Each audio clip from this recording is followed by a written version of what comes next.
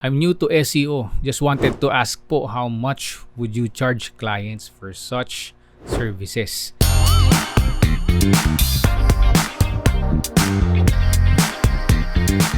Thank you in advance. Thank you rin, Joshua, for asking this question. So by the way, to give you a brief background about myself, yung start ng aking freelancing career is SEO yung ginagawa ko full-time for the first 5 years. So I may say na I am qualified to answer this question. And yung mga sasabihin ko, actually, kahit si ChatGPT tanongin nyo, hindi niya alam to. So may mga pricing model o business model na hindi siya pang beginner. So explain ko rin yan dito.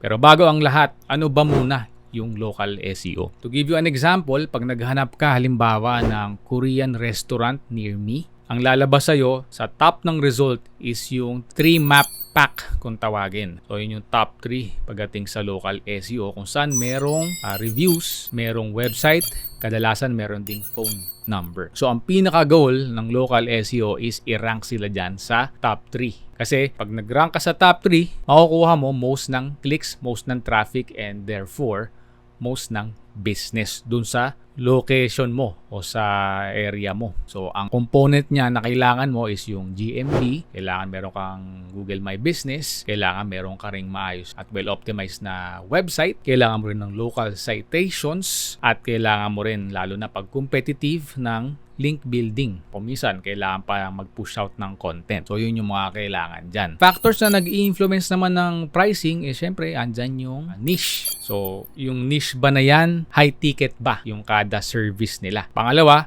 is kung competitive ba yan. So kasi kung competitive, by the way, indicator din yan na either high ticket yung kada service nila or malakihan yung volume. At pangatlo, yung packages mo. Ano ba yung kasama? Ano yung inclusion sa ino-offer mo? Meron bang kasama yan na content creation? Paggawa ng mga articles, ng mga SEO optimized blogs? O di hamak na baka naman citations lang yung ginagawa mo? Hindi pa alam i-optimize yung website para mag-rank siya sa local SEO.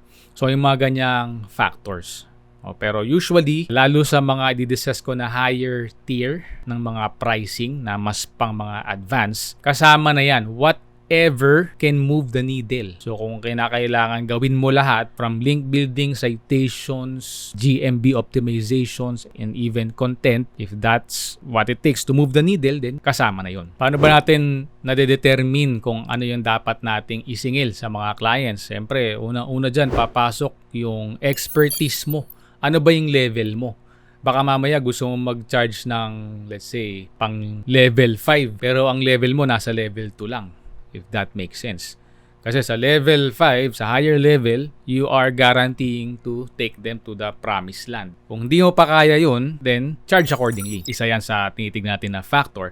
Pangalawa, syempre dapat intindido mo yung niche. O baka mamaya, ang average order value ng niche na tinatarget mo is nasa couple of hundreds lang. It does not make sense na magcha-charge ka ng sobrang laki. Kumpara sa mga higher ticket niche, na let's say lawyer, doctor, mga construction o home improvements, nasa thousands of dollars ang average order value dyan. So therefore, pwede kang mag-charge ng mas mataas na fee. Pwedeng let's say 1,000, 2,000, nakakita na ako guys, $6,000 per month yung sina-charge niya. US dollar hindi peso sa lawyer niche yan. So yun yung mga factors na kailangan mo ring silipin. Kasi pag nakikipag-usap ka kay client, when it comes to client negotiations, alam mo yung mga bagay na yan. O kung di mo sigurado, kailangan tinatanong mo yan during the discovery call para alam mo yung niche. Kasi na-feel din nila yan Nakikita nila yan, observe ka nila kung alam mo ba talaga. Can you talk their language? Ika nga. Ngayon, kung let's say ang average order value nila is let's say 10,000, at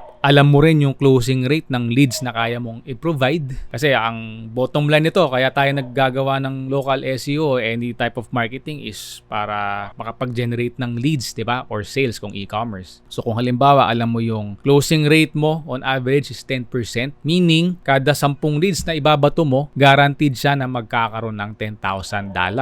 So hindi ngayon mahirap sa'yo na i-negotiate na ang i-charge mo sa kanya per lead o per month is let's say $1,000.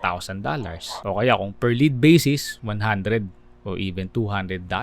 If that makes sense, no? You do the math sa pag-intindi nung niche nyo, no? Kasi kailangan alam nyo yan. Yan yung differentiating factor ng nagka-charge ka lang ng per hour o kaya per project basis gamit yung Upwork o kaya OLJ o anumang freelance websites versus sa kaya mo nang tinatawag natin na B2B o business to business. Kaya mo nang kumausap at rumekta sa business owner.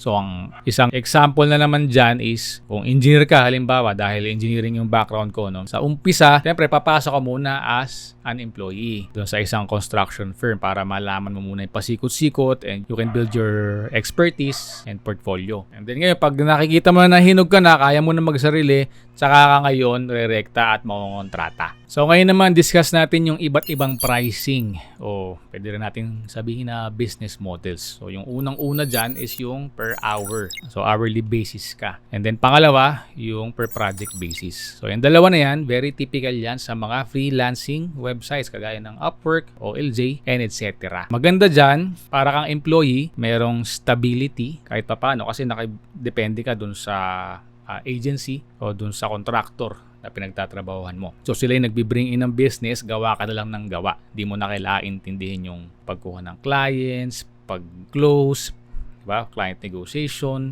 pag-intindi ng maraming tao, etc. So, siya yung pinaka, I would say, entry level, pero siya rin yung, I would say, in terms of kitaan, syempre, para kang employee din. So, yung isa pa is yung, to medyo next tier, yung monthly retainer. So, kung kaya mo nang rumekta sa business owners, o even, as parang contractor sa mga agency, pwede mo silang singilin ng monthly retainer. Pero syempre, kung rekta ka sa business owner, mas malaki yung pwede mong i-charge. So, ang nakita ko, pagdating sa local SEO, ranging from $400 to $6,000 US dollars per month. And again, depende yan sa mga factors na nabanggit ko kanina. Kasi baka mamaya ang gusto mong i-charge $5,000 per month tapos yung kanyang ticket, isang ticket niya is let's say $1,000 lang. It does not make sense, di ba? Wala talagang bibili sa'yo. Kailangan alam mo talaga yun. No, alam mo yung niche, intindido mo yung market mo. So, ang next natin sa monthly retainer ay yung tinatawag natin na rank and rent.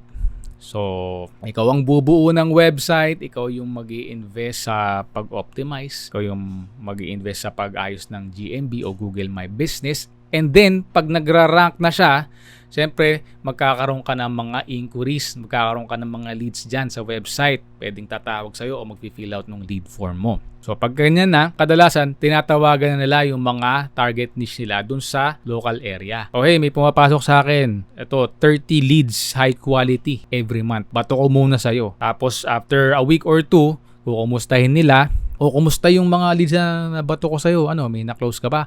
Oh yes, maganda. Nakabenta kami. 5 yung aming na-close. Ganun ba? O gusto mong magtuloy-tuloy na yan? O syempre, walang tatanggi, di ba? Kasi pera na yan eh. So, ang mangyayari is, okay, kung gusto mong tuloy-tuloy yan, sige, rentahan mo tong website na to. Ilalagay ko lahat ng detalye mo dyan for only $2,500 a month. So, ganun yung rank and rent model. Yung last naman na pricing model is yung tinatawag natin na pay per lead. Yung ibang tawag dyan is pay per call, lalo na kung prominent yung call pagdating sa leads. Ang ginagawa, same principle dun sa rank and rent, pero imbis na ang i-charge nila is rental fee, per lead yung sina-charge sila. So, medyo mas mahirap yung setup niya kasi kailangan mong i-monitor yung calls, kailangan mag-setup ng small team to monitor yung mga calls and yung mga invoices mo, mas masakit sa ulo, no? May mga qualifications din yan pagdating sa call. Yung ibang kukunin lang nila na qualified is 60 seconds.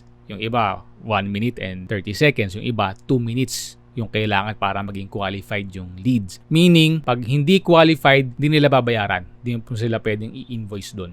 So, ganun. Ganun yung kalakaran dyan. So, I would recommend if you're just starting out at hindi pa masyadong na-build yung expertise and portfolio mo, doon ka muna sa per hour. Tapos, mag-proceed ka sa per project basis para mas magamay mo. And then, doon ka na sa monthly retainer. And then, pag maganda-ganda nakita mo, may bang invest ka na sa pagbuo ng sariling website and etc. Intindido mo na yung market mo. Then, pwede ka na mag-proceed sa rank and rent. Kasi iba na yung guarantee mo dyan sa rank and rent. And therefore, kung mas mataas yung kaya mong i-guarantee kaya mo na silang i-take sa promised land, ika nga, you can charge premium na. So yun, hopefully nakatulong yan sa'yo, Joshua, and dahil nyo dyan, aspiring SEO o freelancer, hopefully nakatulong yan sa inyo. And let me know, baka yung iba sa inyo merong alam na iba pang pricing model, pricing structure, no? Comment nyo naman below to help us out. So, yun lang.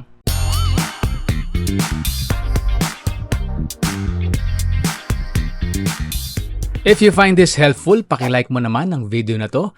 And if you have any questions or suggestions, do comment them below. And for more tips about freelancing and digital marketing, consider subscribing.